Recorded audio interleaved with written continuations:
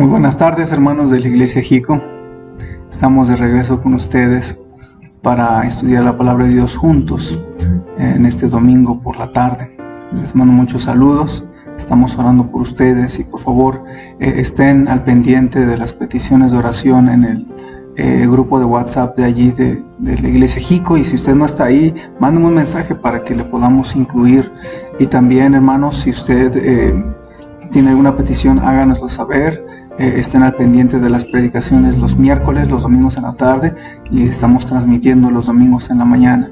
Hermanos, el domingo en la tarde estamos estudiando la serie que le titulamos Explorando el Antiguo Testamento, y estamos viendo panorámicamente libro por libro, de manera que cada una de las sesiones estamos tomando un libro de la palabra de Dios del Antiguo Testamento. Así que en esta tarde quiero animarle a que abra su Biblia en el libro de Eclesiastés. Es un libro muy bello, pero necesitamos preparar nuestra Biblia. Quiero animarle a tomarla, a tomar seriamente este momento. No se relaje al escuchar la palabra de Dios. Yo sé que podemos poner el mensaje y a la vez hacer otras cosas, pero si es la única manera, pues es entendible. Pero trate de sentarse un momento, trate de abrir la Biblia y ver estos textos para que Dios le hable de manera más clara a su corazón, ¿de acuerdo? Y bueno, si usted ya tiene su Biblia abierta en el libro de Eclesiastés, vamos a invocar a nuestro Dios, vamos a alabarlo, pero también poner en sus manos nuestra vida. Oramos. Señor, en esta tarde te quiero dar gracias por una oportunidad más en el que abrimos tu palabra. Te quiero rogar que tú bendigas la exposición de tu palabra, que pueda tu Espíritu Santo dirigirme para que mi corazón, mi mente, mis emociones conectadas a ti puedan comunicar tu palabra con claridad, con brevedad, pero también con el poder de tu Espíritu Santo. Te ruego, Padre, que tú nos hables al corazón, quites todas las distracciones que siempre hay alrededor de nosotros, y que a pesar de que es un poquito raro el formato en el que escuchamos tu predicación a través de un video en el teléfono o en la televisión, te ruego, Señor, que nos des hambre de tu palabra para escucharla a pesar de las diferentes distracciones que tengamos dentro o alrededor. Quédate con nosotros, te lo suplicamos en el nombre de Cristo Jesús. Amén.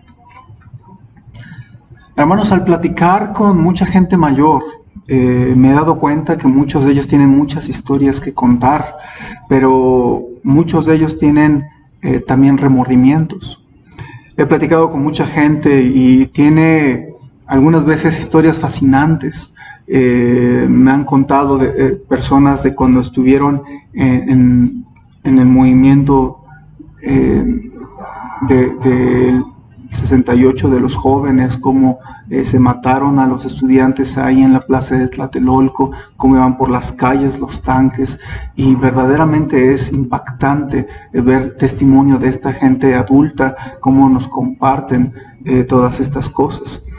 También, hermanos, recuerdo muchas lecciones de vida que me han dado estas hermanas y hermanos, gente de años, ¿verdad? Otras pues nos enseñan con sus errores, ¿verdad?, a no cometer esos mismos, o nos cuentan con dolor, con remordimiento, errores que cometieron en el pasado. Una hermana de edad, al platicar con ella me dijo una frase muy potente, nunca se me va a olvidar. Ella dijo: cuando muere un anciano, se cierra un libro. Porque verdaderamente lo que una persona en décadas ha aprendido puede traernos sabiduría a nuestro corazón. Y ciertamente hay muchísimo que aprender, hermanos, y escuchar de los ancianos, ya que han vivido muchas experiencias, muchas décadas, muchos peligros, han tomado decisiones importantes, han llevado a su familia de tal manera que les marca o para bien, y están disfrutando de los frutos de una familia bien dirigida, o con dolor en su corazón pueden ver algunos errores que cometieron y ven a sus hijos, a su descendencia batallar. Y hermanos, ellos tienen satisfacciones lindas en su familia, pero también errores que nos animan a no cometerlos nosotros. Usted ha tenido esta ocasión de sentarse a escuchar a un anciano, tal vez es su papá o su mamá o sus abuelitos, o tal vez alguna persona de edad avanzada, y escucharle un momento. Yo le quiero animar a que lo haga, porque al hablar largamente con un anciano, nos hace terminar meditando nuestra vida, reflexionar en lo que estamos haciendo en nuestra vida presente y a nosotros cómo nos va a ir en nuestra vejez. Y ese es el estilo de escritura del libro que nos corresponde estudiar en esta hora, hermanos. El libro de Eclesiastés refleja un tono pesimista, refleja desesperanza en la vida. Y el escritor está desilusionado porque hay muchas cosas que él probó que lamentablemente no valieron la pena. Fue escrito precisamente para evitar las incorrectas filosofías de la vida, hermanos. Y este libro es uno de los que son difíciles de descifrar, pero a la vez es muy práctico, es filosófico, porque nos habla de cómo pensar, cómo vivir, pero de la misma manera es práctico, porque esas filosofías las aterriza para que sepamos cómo vivir y cómo no vivir. Y este hombre está escribiendo sus remordimientos, sus lecciones, sus conclusiones, y nos enseña a los más jóvenes, quizás menores de 60, menores de 50, nos enseña cómo considerar la vida. Así que vamos a leer, para introducirnos al libro de Eclesiastés, solamente los primeros 9 versículos de nuestro libro, para que nos demos cuenta qué es lo que está sintiendo el escritor con cierta tristeza en su corazón, pero también lo hace con el beneficio para nosotros, porque él ya lo vivió. Él no puede corregir muchos de los errores que ya cometió, pero él lo escribe con el fin de querer ayudarnos, y por eso es que Dios usa este libro inspirado por él, usando al escritor bíblico para traernos una bendición a nuestra vida. Así que vamos a leer, hermanos, sígame con su vista en el libro de Eclesiastés capítulo 1, versículo 1 dice: palabras del predicador, hijo de David, rey en Jerusalén. Vanidad de vanidades, dijo el predicador, vanidad de vanidades, todo es vanidad. ¿Qué provecho tiene el hombre de todo su trabajo con que se afana debajo del sol? Generación va y generación viene, mas la tierra siempre permanece. Sale el sol y se pone el sol, y se apresura a volver al lugar de donde se levanta. El viento tira hacia el sur y rodea al norte, y va girando de continuo, y a sus giros vuelve el viento de nuevo. Los ríos, todos van al mar, y el mar no se llena. Al lugar de donde los ríos vinieron, allí vuelven para correr de nuevo. Todas las cosas son fatigosas, más de lo que el hombre puede expresar. Nunca se sacia el ojo de ver, ni el oído de oír. ¿Qué es lo que fue? Lo mismo que será. ¿Qué es lo que ha sido hecho? Lo mismo que se hará. Y nada hay nuevo debajo del sol. ¿Puede notar usted, hermanos, cierto pesimismo? Pero a la vez, hermanos, está introduciéndose, haciéndonos entender que hay muchas cosas que son vanas. Y a eso vamos, hermanos. Vamos un poco estudiar este libro de Eclesiastés para entender mejor estos 12 capítulos hermosos. En primer lugar, quiero darle algunos datos breves acerca del libro. Quiero hablar un poco del escritor, porque no vamos a entender del todo el libro si no entendemos el corazón del escritor.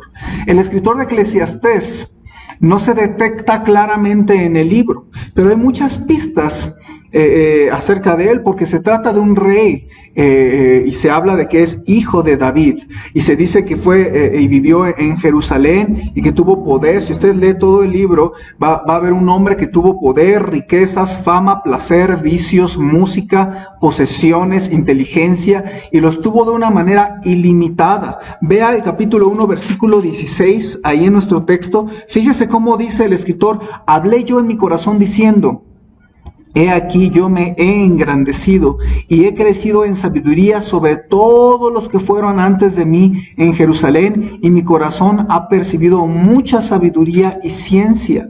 y dediqué mi corazón a conocer la sabiduría y también a entender las locuras y los desvaríos. Conocí que aún esto era aflicción de espíritu.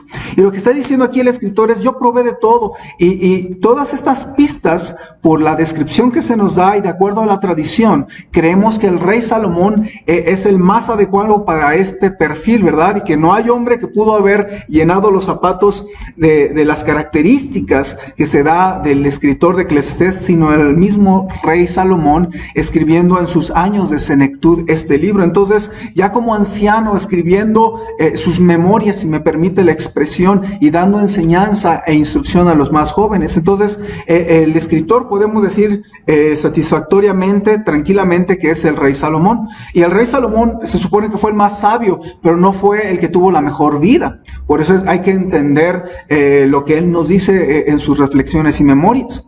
Ahora, el título de Eclesiastés. El título se nos da en un inicio del libro. Los hebreos no se tenían que quebrar la cabeza, ¿verdad? Ellos, las primeras palabras que ven en el texto es el título, ¿no? Entonces, si usted ve el libro de Génesis en hebreo, la primera palabra en hebreo en Génesis 1:1 es el título del libro de Génesis, Bereshit, ¿no? O usted ve en este caso, la tercera palabra del libro de Eclesiastés es el título en hebreo. La palabra es predicador. De hecho, la palabra Eclesiastés significa predicador. La palabra predicador viene del hebreo Kohelet, y es la única vez que aparece esta palabra en el Antiguo Testamento. Y este título se le da a una persona que estaba al frente de una congregación o de una asamblea, estaba dirigiéndoles un discurso. No era un discurso meramente circunstancial o informativo, era un discurso con un poquito, con un tono de filosofía, de reflexión, de meditación. Entonces vemos al predicador dando sus reflexiones, su filosofía para vivir, pero siendo inspirado por Dios, Él nos da enseñanzas bíblicas y entonces Él quiere hacerlo práctico a su vez. El tema de este libro es que Salomón reconoce muchos de sus errores, mucho de su pérdida de tiempo en su vida, y humildemente reconoce esos errores, pero también los comparte para que nosotros no cometamos los mismos errores en nuestra vida. El tema de Eclesiastés, hermanos, es el tema de predicación. Si usted ve los 12 capítulos de Eclesiastés, es una especie de sermón, es una especie de predicación. Y usted puede leer este libro con una introducción, con un centro y con una conclusión muy fuerte que vamos a ver en unos instantes. Entonces, el tema de la predicación de Salomón es la satisfacción completa de la vida y la vanidad de todo lo demás. Déjeme repetírselo, porque es un buen título para el libro de Eclesiastés. La satisfacción completa de la vida y la vanidad de todo lo demás. Salomón, el predicador, usa su frase introductoria en el versículo 2. Él dice: vanidad de vanidades. Dijo el predicador: vanidad de vanidades, todo es vanidad. Y esa es su introducción. Y eso es lo que nos trata de dar con toda intención para jalarnos. Una introducción breve, concreta, y que nos hace pensar cómo que todo es vanidad. Y él nos hace reflexionar en esto. Y hermanos, la palabra vanidad aparece en nuestro texto 30 veces. En ningún otro libro de la Biblia va a encontrar la palabra vanidad tantas veces como en el libro de Eclesiastés. 30 veces usa Salomón la palabra vanidad, pero no significa alguien que presume de algo. En nuestro tiempo moderno, cuando decimos que alguien tiene vanidad, es cuando estamos refiriéndonos a una persona presumida. Pero el significado de la palabra vanidad, bíblicamente, se refiere a vaciedad, a algo vacío, a algo sin sentido, a algo absurdo, a algo frustrante, inútil y sin significado. Y eso es lo que está tratando de comunicarnos Salomón. Yo viví muchas cosas, experimenté de todo, y honestamente hay muchas cosas sin significado, inútil, frustrante, absurdo, sin sentido, vacío. Así se sentía Salomón en parte en su vida, vacío.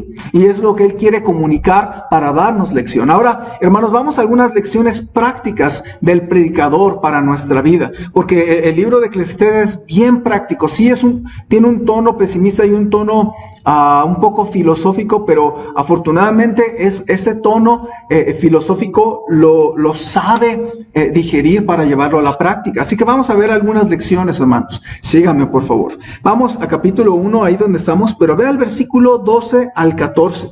Veamos, hermanos, la primera lección. La primera lección es que necesitamos buscar sabiduría para nuestra vida. Fíjese lo que dice el escritor, el versículo 12. Yo, el predicador, fui rey sobre Israel en Jerusalén, y di mi corazón a inquirir y a buscar con sabiduría sobre todo lo que se hace debajo del cielo. Este penoso trabajo dio Dios a los hijos de los hombres para que se ocupen en él. Miré todas las obras que se hacen debajo del sol, y he aquí, todo ello es vanidad y aflicción de espíritu. Y necesitamos, lo que está diciendo aquí Salomón es, yo necesité buscar sabiduría para saber cómo vivir. Y hermanos, la sabiduría es necesaria para nuestra vida. La sabiduría debe de buscarse. Y hay varios textos que nos hablan aquí de la búsqueda de la sabiduría y los provechos de la sabiduría. Por ejemplo, la sabiduría es mejor para hacer las cosas. En Eclesiastés 10:10, si usted puede buscarlo rápido, va a encontrar ahí cómo Salomón usa con destreza este pequeño texto para enseñarnos que la sabiduría es muy importante para nuestra vida diaria. Fíjese, dice Eclesiastés 10:10, si se embotare el hierro y su filo no fuere amolado, hay que añadir entonces más fuerza. Pero la sabiduría es provechosa para dirigir. Qué interesante, hermanos. Lo que nos está diciendo en palabras de otro predicador es que mucha gente pone un gran esfuerzo solo para encontrar un resultado pequeño. Salomón usa la ilustración de tratar de cortar madera con un hacha sin filo. Y hermano, lo que está diciendo es que no importa cuán duro golpees, no habrá mucho resultado. La sabiduría nos anima a encontrar la mejor manera de hacer las cosas, de manera que nuestro trabajo produce algo que vale la pena. Muchas veces trabajamos y no encontramos mucho resultado porque no hacemos las cosas con sabiduría. Hay que orar a Dios que nos dé sabiduría, que nos ayude a saber cómo hacer mejor las cosas. Por ejemplo, ¿cómo haces tu trabajo?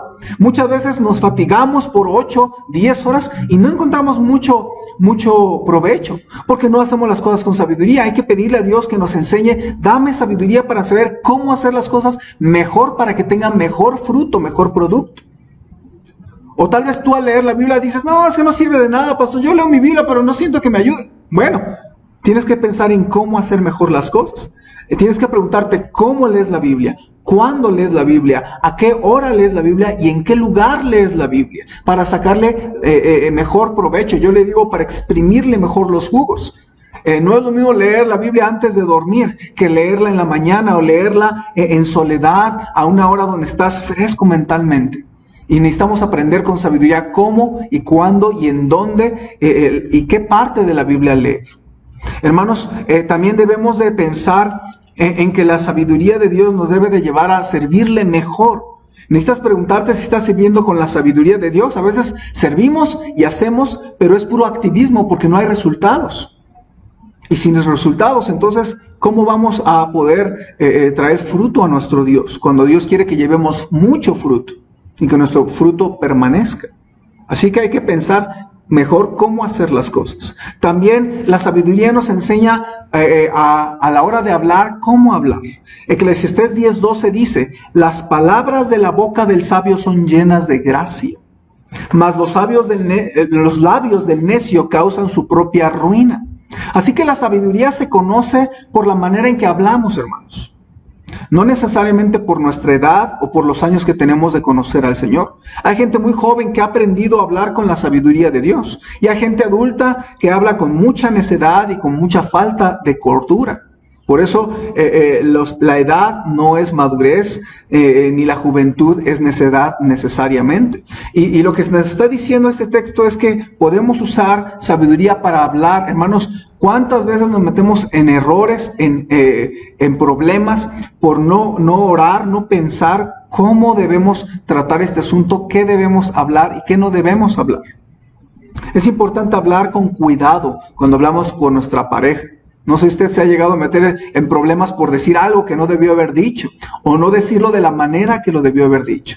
Y por eso necesitamos sabiduría para no meternos en problemas en nuestro matrimonio. Pero hay que hablar con palabras de gracia. También, hermanos, hay que aprender cómo hablar a nuestros hijos, cómo hablar con los otros hermanos de la iglesia, cómo hablar con la gente con la que trabajas, cómo hablar con tus vecinos. Y es importante que sepamos cómo hablar. Es difícil domar la lengua, dice el libro de Santiago, pero con la ayuda de Dios podemos tener palabras llenas de gracia. Nuestro Salvador fue un gran ejemplo en usar las palabras. Nunca pudieron los enemigos cacharlo en alguna contradicción, cacharlo en algunas palabras equivocadas. Vean lo que dice Lucas 4:22, escúchenlo. Y todos daban buen testimonio de él y estaban maravillados de las palabras de gracia que salían de su boca y decían, ¿no es este el hijo de José? Se sorprendían que este hombre supuestamente sin educación, veían que hablaba la palabra de Dios y hablaba con sabiduría. Hermanos, hay veces que sería más sano no hablar.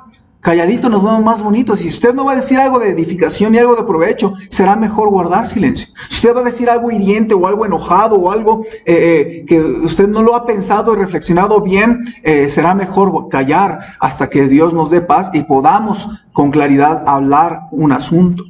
Así que necesitamos buscar sabiduría para nuestra vida y esto habla de nuestra manera de hablar. También sabiduría para ser generosos, hermanos. Eclesiastés 11 nos enseña a ser generosos. Escucha lo que dice versículo 1 y versículo 2. Dice la Biblia, echa tu pan sobre las aguas porque después de muchos días lo hallarás. Reparte a 7 y aún a 8 porque no sabes el mal que vendrá sobre la tierra. Y el sabio ha aprendido que las bendiciones de Dios son para que se pongan en circulación, hermanos. Las bendiciones no solo son para nosotros y para nuestra familia. El sabio aprende que necesitamos echar nuestro pan sobre las aguas para que gire, ¿verdad? Para que ronde, para ser generosos y compartidos. Yo bendigo al Señor por las familias que en esta pandemia han dado de lo que Dios les da para despensas a quienes están en una crisis por la pandemia, crisis económica. Y es una bendición, hermanos, porque esto me hace ver cómo ellos han aprendido que lo que Dios nos da no es para que nos lo quedemos nosotros, sino también para echar nuestro pan sobre las aguas. Porque saben ellos que después de muchos días lo hallarán, que Dios va a seguirles añadiendo, que Dios va a bendecir. La Biblia nos habla del principio de sembrar y segar, y el que sembrare generosamente, generosamente también segará, hermanos. Por eso una persona sabia debe de buscar ser generosa y compartir. También la sabiduría se ve en la manera de trabajar, hermanos. Eclesiastés 11:6. Escuche lo que dice la palabra de Dios, yo lo tengo aquí ya listo. Eclesiastés 11:6 dice, por la mañana siembra tu semilla y a la tarde no dejes reposar tu mano, porque no sabes cuál es lo mejor, si esto o aquello, si lo uno y lo otro es igualmente bueno.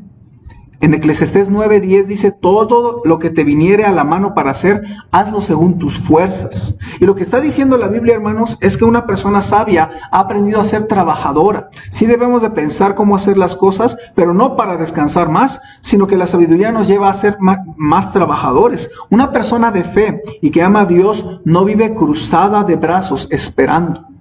Una persona de fe es una persona que entiende que el trabajo duro es recompensado y bendecido por el Señor. Hermanos, así que es importante esta lección que estamos viendo, que necesitamos vivir una vida con sabiduría. Necesitamos buscar sabiduría y el que esté falto de sabiduría, pídala a Dios. Ahora, hermanos, en segundo lugar, una segunda lección es este libro de Eclesiastés nos enseña la verdadera satisfacción de la vida. La verdadera satisfacción de la vida está en el capítulo 2 y en el capítulo 12. En el capítulo 2, vayan por favor para allá, voy a leerles una sección, hermanos, donde desde el versículo 1, él empieza a buscar la satisfacción de la vida y honestamente él reconoce que no la encuentra en muchas cosas. Noten Eclesiastés capítulo 2, lo voy a leer hasta el versículo 9 y detecte las cosas que él hace, que busca, él está buscando la satisfacción y no la encuentra. Escuche, dije yo en mi corazón, ven ahora, te probaré con alegría y gozarás de bienes. Mas he aquí, esto también era vanidad. A la risa, dije, enloqueces, y al placer, ¿de qué sirve esto?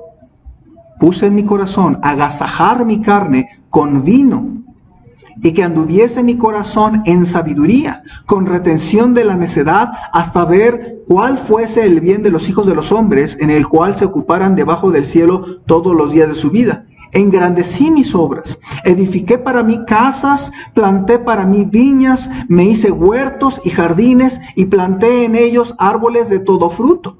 Me hice estanques de aguas para regar de ellos el bosque donde crecían los árboles. Compré siervos y siervas, y tuve siervos nacidos en casa. También tuve posesión grande de vacas y de ovejas, más que todos los que fueron antes de mí en Jerusalén.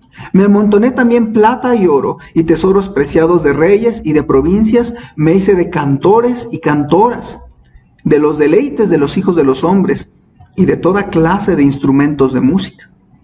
Y fui engrandecido y aumentado más que todos los que fueron antes de mí en Jerusalén. Además de esto, conservé conmigo la sabiduría. Usted ve aquí, hermano, cómo él prueba de todo. Veo aquí en Salomón, un hombre que experimentó todo a comparación con la gente. Yo creo que pocos pudieron haber disfrutado de lo que Salomón pudo haber disfrutado. Él tuvo acceso a muchas cosas que nosotros tal vez no tendríamos acceso, y descubrió que la satisfacción completa no es fácil de encontrar. De hecho, la verdad es que la mayoría del libro, siendo con un tono pesimista, tiene la conclusión de que muchas cosas no nos satisfacen, y la conclusión en el capítulo 12 es la conclusión positiva. Un buen título para el mensaje sería Vanidad de vanidades, todo es vanidad, y decíamos que esta palabra la usa 30 veces porque él habla de que todas las cosas que él probó son insatisfacción. Yo tengo una lista aquí, la insatisfacción del placer, por ejemplo. No está en el placer la satisfacción. En el versículo 3 él dice al placer y a la risa, él se allegó. Y hermanos, ¿cuántas fiestas, cuántas borracheras, cuántos cigarros serán suficientes para que tú te des cuenta que no te satisface, que no te llena realmente? Luego vemos que Salomón ve las posesiones y los bienes, y él encuentra que no hay satisfacción en los bienes. Hermanos, ¿cuántas casas vamos a necesitar? ¿Cuántos coches en el garage son suficientes para que te des cuenta que eso no va a llenarte de verdad? Luego también veo que Salomón busca ser servido, tener siervos. ¿Cuántos trabajadores necesitas en tu empresa? ¿Cuánta gente bajo de ti para que te des cuenta que eso no te va a llenar? También la satisfacción no se encuentra en las riquezas. Hermanos, yo sé que luego buscamos tener una cuenta bancaria, tener ahorros, y no es que esto sea malo. Pero hermanos, hay veces que buscamos más y más y más y nunca nos va a satisfacer. ¿Cuántos miles o millones de pesos necesitarás en tu cuenta bancaria para darte cuenta que eso no te va a llenar el corazón? También, hermanos, Salomón se da cuenta que la satisfacción completa no está en el poder. Él tenía el poder de ser rey, él tenía la influencia sobre todo el país y más allá fuera del país. Hermanos, ¿cuánto poder, cuántas mujeres, cuántas parejas van a ser suficientes para que tú te des cuenta que no te llenaron? Esto es algo que Salomón es muy claro en el pasaje, hermanos. Salomón probó todo lo que la vida debajo del sol podía ofrecer y escribió Eclesiastés para mostrar que todo es vanidad y aflicción de espíritu. Así lo dijo un escritor, un comentarista del libro de Eclesiastés. Él también dice esto: el valor de Eclesiastés es que prueba que solo Dios puede satisfacer los más profundos apetitos del corazón humano. Al final, hermanos, la conclusión de todo el libro es que la verdadera satisfacción viene de la comunión con Dios y de la obediencia al Señor. Vaya a Eclesiastés 12:13, por favor. Y esa es la conclusión de Salomón en este libro. Fíjese lo que él dice al final de todo el discurso. Dice así: el fin de todo el discurso oído es este: teme a Dios y guarda sus mandamientos, porque esto es el todo del hombre. Al final la conclusión que él está diciendo es, realmente no te centres en las cosas de la vida, no te centres en las banalidades, no te centres en las cosas secundarias. Si quieres verdaderamente tener una vida satisfecha completamente, tú tienes que centrarte en Dios. Que tu comunión con Dios, tu obediencia a Dios sea lo más importante. Alguien dijo, hermanos, que la vida sin Dios en el centro no tiene significado.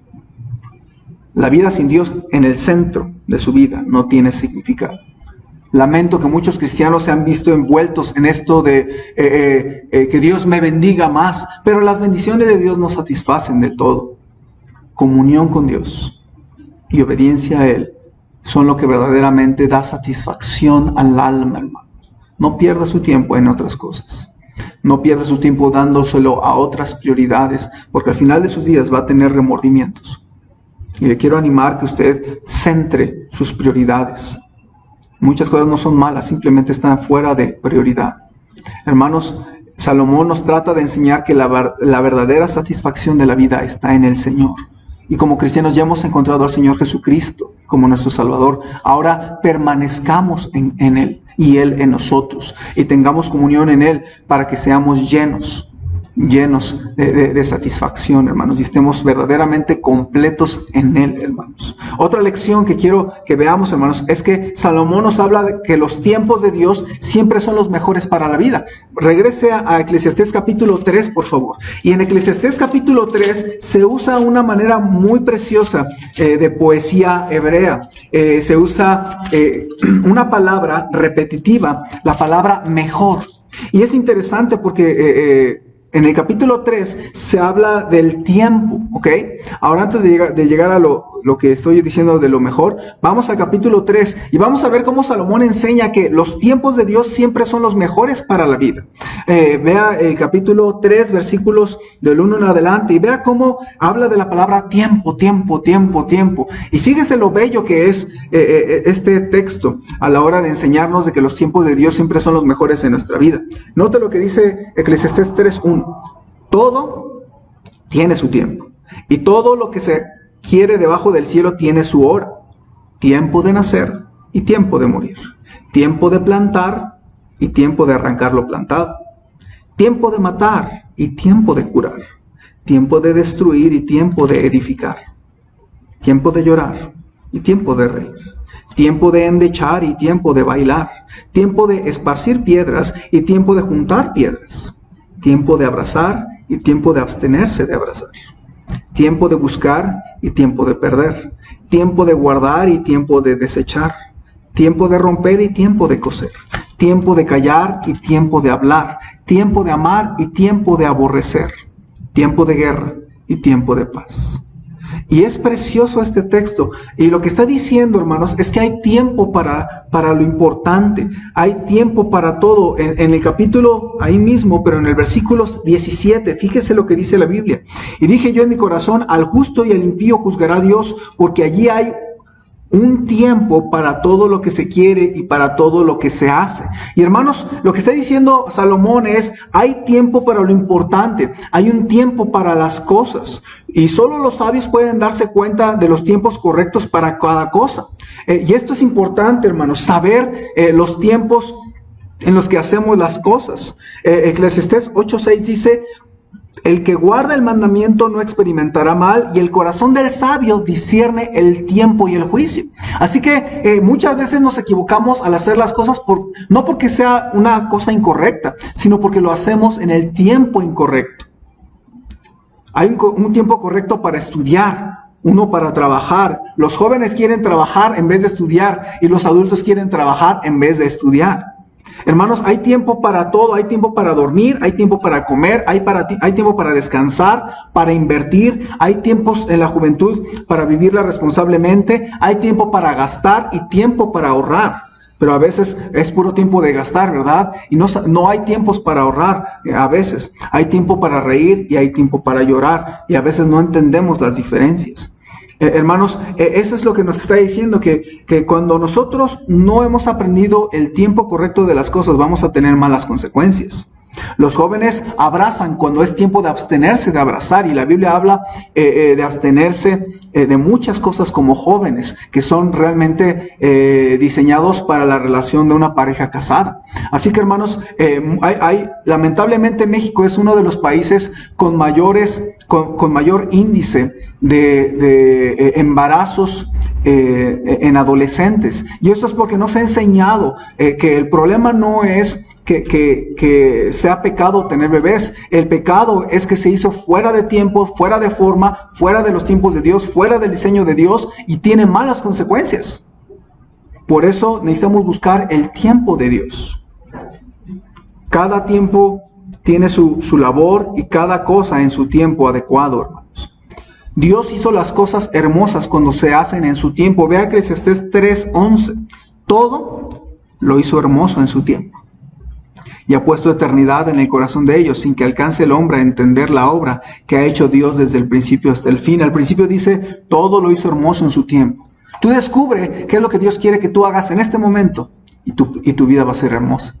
Tú descubre lo que Dios quiere que tú hagas en este momento, qué es lo que debe de ser en tu vida espiritual, qué es lo que debe de ser en tu trabajo, en tu empleo, en tu escuela, en la iglesia. Tú aprende qué es lo que Dios quiere de ti en este mismo momento y no te preocupes de todo lo demás.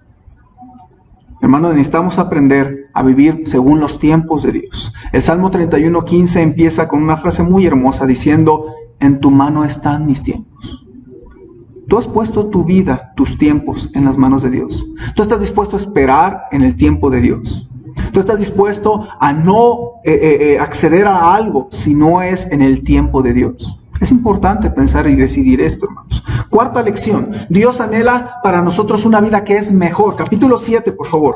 Dios anhela siempre una vida de mejor calidad para nosotros. Por eso es que el lema de nuestra iglesia a nivel general, cuando inició nuestra iglesia, es vida abundante en Cristo. Porque no solamente vino a darnos vida eterna en Cristo Jesús, sino vino a darnos vida en abundancia. Y de eso nos habla Eclesiastés capítulo 7. Vean lo que dice el capítulo 7, hermanos. Y este poema de poesía hebrea se centra en una sola palabra, la palabra mejor. Fíjese, hermano, dice, mejor es la buena fama que el buen ungüento, y mejor el día de la muerte que el día de nacimiento. Mejor es ir a la casa de luto que a la casa de banquete, porque aquello es el fin de todos los hombres, y el que vive lo pondrá en su corazón. Mejor es el pesar que la risa, porque con la tristeza del rostro se enmendará el corazón. El corazón de los sabios está en la casa de luto, mas el corazón de los insensatos en la casa en que hay alegría. Mejor es oír la reprensión del sabio que la canción de los necios, porque la risa del necio es como el estrépito de los espinos debajo de la olla, y también esto es vanidad. Ciertamente la opresión hace entontecer al sabio, y las dádivas corrompen el corazón. Mejor es el fin del negocio que su principio. Mejor es el sufrido de espíritu que el altivo de espíritu. Nota cómo aquí Salomón trata de hacernos ver cómo Dios quiere una vida mejor para usted. Dios anhela esto de usted, pero necesitamos nosotros aprender a escoger mejor, hermanos. Lamentablemente, como cristianos, a veces nos vamos nada más buscando lo bueno y no buscar lo mejor. Hermano, no todo lo bueno es lo que Dios quiere para ti. A lo mejor hay una buena chica que tú dices es buena, es bonita, pero a lo mejor Dios quiere algo mejor para ti. A lo mejor tú buscas un buen trabajo, una buena escuela, y si tú no pones en las manos de Dios tu vida, tú vas a tener solo lo bueno y no vas a encontrar lo mejor. Es importante que tú entiendas que Dios quiere una buena vida para ti con lo mejor, no lo bueno. Quiere una mejor vida para ti. Por eso debemos de seguir los caminos de Dios. Es interesante porque no todo lo que brilla es oro, decimos, ¿verdad? Y no todo lo bueno es voluntad de Dios. Por eso necesitamos ponernos en sus manos. Porque Dios no quiere algo bueno para ti, quiere algo mejor para ti. Hermanos, hace unos días una familia de la iglesia tuvo una situación de funeral y nosotros les amamos mucho, hemos orado por ellos, y me ponía a pensar yo en esta semana en estas palabras de Salomón, como es algo doloroso un funeral, pero hermanos, ahí la Biblia dice mejor es el pesar que la risa, mejor es ir a la casa de luto que a la casa de banquete. Y es interesante porque a veces es voluntad de Dios que estemos en una situación de funeral para hacer mejorar nuestro corazón, para pulir nuestro corazón, nuestra vida, para enmendar el corazón, dice allí, es decir, para mejorar nuestro corazón. Y hermanos, aún Dios usa la casa de luto, aún Dios usa un funeral para ayudarnos en nuestra vida espiritual, hermanos. Porque Dios anhela algo que para nosotros es una vida mejor, hermanos. Es una muy buena lección esta que nos da Salomón a través del libro de Eclesiastés. Número 5 es una lección muy breve. Eclesiastés 9:9 9 nos habla de disfrutar la vida de matrimonio. Eclesiastés 9:9 dice: goza de la vida con la mujer que amas, todos los días de la vida de tu vanidad que te son dados debajo del sol, todos los días de tu vanidad, porque esta es tu parte en la vida y en tu trabajo con que te afanas debajo del sol. Y aquí está invitándonos a gozarnos. Es posible vivir una vida de gozo, y si usted está casado o piensa hacerlo, esa es una lección para usted. No es malo pasar tiempo gozándolo con su cónyuge, al contrario, es una bendición. Después de nuestra comunión con Dios, nuestra relación con nuestra pareja, con nuestra esposa o nuestro esposo, en el caso de las mujeres, es la relación más importante que tenemos. Y no está mal pasar tiempo con la pareja, al contrario, busca tiempo para tener momentos especiales con tu pareja. Al final, los hijos, la idea es que salgan del nido, y cuando el nido se quede sin polluelos, sin sus hijos, más vale que usted y su pareja tengan una bonita relación, porque esa es la que va a perdurar hasta que la muerte nos separe. En realidad, la relación de matrimonio es la relación más duradera terrenalmente hablando, porque esa nos separa hasta que la muerte nos separe. Hermanos, acerquémonos espiritualmente juntos como pareja a nuestro Dios. Goza de tu pareja, gócense como matrimonio, protejan su matrimonio, hermanos. Hoy un matrimonio que lleva décadas juntos es una reliquia. Ya lo más natural es que haya matrimonios tanto de incrédulos como de cristianos y de pastores que se divorcian. Hermanos, cómo me gustaría que mi matrimonio, pero también el de los hermanos en la iglesia Jico, dure y se gocen, y pongamos prioridad en nuestro matrimonio y sigamos adelante con la ayuda de nuestro Dios. Una última lección, hermanos, que nos da el libro de Eclesiastés, es que es posible y es importante vivir una juventud correctamente vivida. Déjenme repetirlo, esto es para los jóvenes. Salomón, al final de su mensaje, se centra en la vida de los jóvenes. Vayan a capítulo 11, versículo 9, por favor. Y usted va a ver cómo Salomón dirige por un momento sus palabras a jóvenes. Tal vez estoy hablando jóvenes menores de 30, menores de 25, o jóvenes en su adolescencia. Es importante considerar el consejo a los jóvenes. Fíjense, Eclesiastés 11, 9, voy a leer hasta el capítulo 12 una parte. Fíjense. Jóvenes, pongan atención en esto. Dice la Biblia: alégrate, joven, en tu juventud, y tome placer tu corazón en los días de tu adolescencia, y anda en los caminos de tu corazón y en la vista de tus ojos. Pero sabe que sobre todas estas cosas te juzgará Dios. Quita, pues, de tu corazón el enojo, y aparta de tu carne el mal, porque la adolescencia y la juventud son vanidad.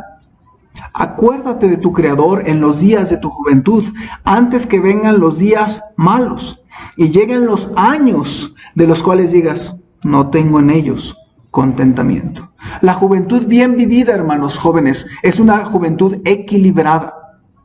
Y Salomón nos da una lista de consejos importantes para tener una vida balanceada. Cuando tú, joven, te sales de balance, vas a tener problemas.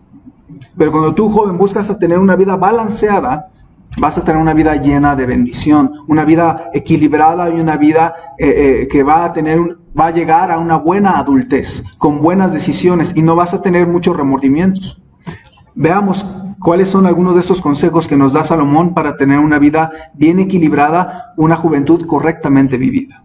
Primero habla aquí de que sí se puede tener placer, alegría y libertades. No te confundas, no vas a vivir encerrado en tu cuarto. Ser cristiano no significa que vas a ser menos feliz que las personas de allá afuera. A veces el mundo nos ofrece y nos vende la idea de que allá afuera en el mundo se goza más la vida, y es incorrecto.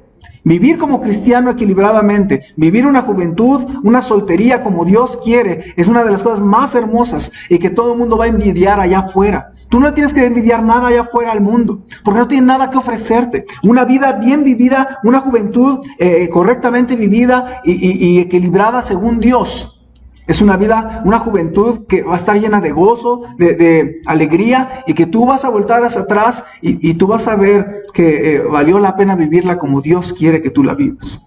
Pero a la vez debemos actuar con responsabilidad. Una vida de un joven que se vive correctamente, se debe actuar con responsabilidad, pues Dios te juzgará. Dios juzga a todos. Y por eso los jóvenes no pueden vivir nada más con pura libertad o libertinaje o placer, porque hay que vivir, sí, tal vez con un poco de placer, libertades y alegría, pero siempre midiendo la responsabilidad de esto.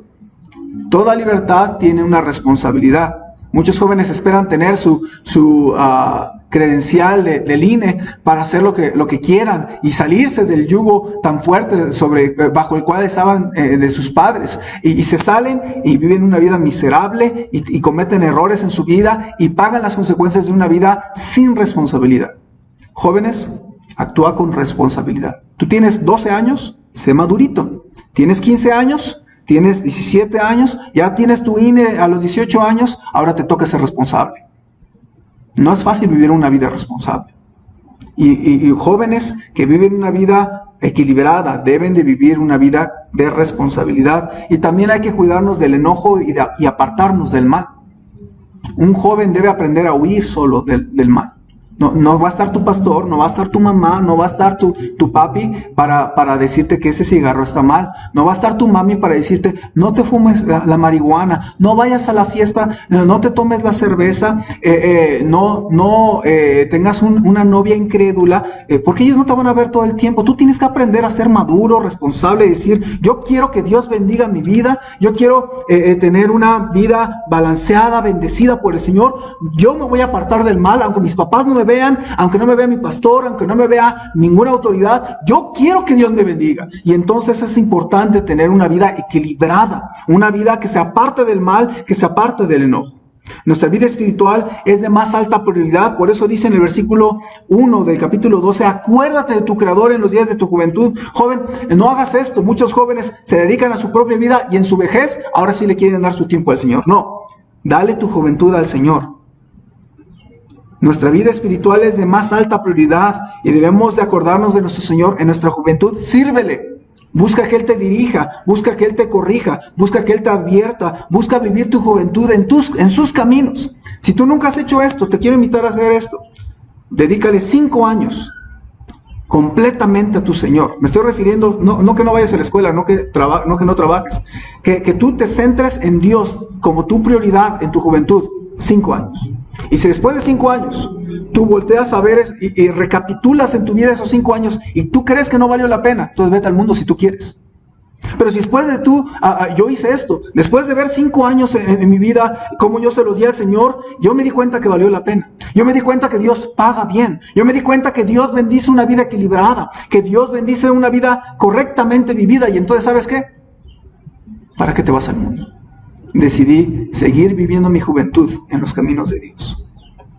La juventud debe vivirse con prudencia y pensando que nuestra vida, nuestras fuerzas, nuestras habilidades, nuestras libertades no son para siempre, son temporales, son algo que hay que dar a nuestro Dios. Así que, hermanos jóvenes, es importante que tomes consejo del buen Salomón. Hermanos, quiero terminar pensando en esto. Yo puedo imaginar escribiendo a Salomón, el anciano, alrededor de quizás sus 70 años de edad, reflexionando y viendo al techo un momento, meditando sobre sus experiencias, sobre sus decisiones y a qué llegaron, a qué fruto llegaron. Puedo pensar cómo él recordó de joven, cómo su padre lo subió en la mula de él mismo, en la mula del rey David, para coronarlo como rey. Puedo ver cómo una sonrisa se le iluminó en su rostro al recordar cómo él empezó bien, pidiéndole sabiduría a Dios, pidiendo al pueblo que le ayudara a construir el templo, llamado el Templo de Salomón. Y puedo ver cómo se gozaba en su amor con la esposa Sulamita, con la cual escribe el libro de Cantares. Puedo imaginarlo pensando en estos bellos tiempos. Pero luego puedo imaginar poner una cara seria, recordando que las muchas mujeres que tuvo le apartaron su corazón de los caminos de Dios. Luego puedo imaginar que vino tristeza a su semblante y pensar con remordimiento en esos templos que permitió que se erigieran en Israel por complacer a sus mujeres y dejar entrar idolatría a su país. Puedo imaginar tal vez algunas lágrimas al recordar las borracheras que él se permitió o los excesos y la música que él tuvo, pues todo eso le dejaron una vida vacía. y al final probablemente con amargura en su corazón, pero con deseos de ayudar a su hijo Roboam, a sus demás hijos, a la juventud del país, él toma pluma y tinta y pone a escribir con todo su corazón, anhelando que nosotros no cometamos los mismos errores que él. Y él nos da al menos 6 preciosas lecciones que él quisiera, y nuestro Dios quisiera también que nosotros tomemos muy a pecho. Repasemos. Número 1. Necesitamos buscar vivir una vida con sabiduría. Número 2. Encuentra tu verdadera satisfacción en una vida teniendo a Dios como el centro de tu vida. Número 3. Busca que los tiempos de Dios sean tus tiempos, porque los tiempos de Dios siempre son los mejores para la vida. Número 4. Dios anhela una vida que es mejor y superior a la que el mundo te ofrece. Número 5. Es una bendición disfrutar la vida de matrimonio, no con muchas mujeres, con una sola pareja para toda tu vida hasta que la muerte los separe.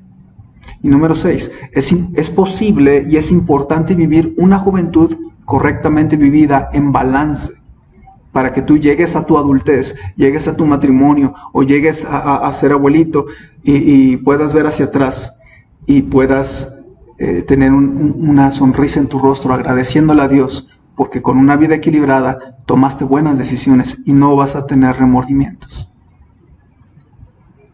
La intención de Salomón era hacernos reflexionar y cambiar y evitarnos los errores que él cometió.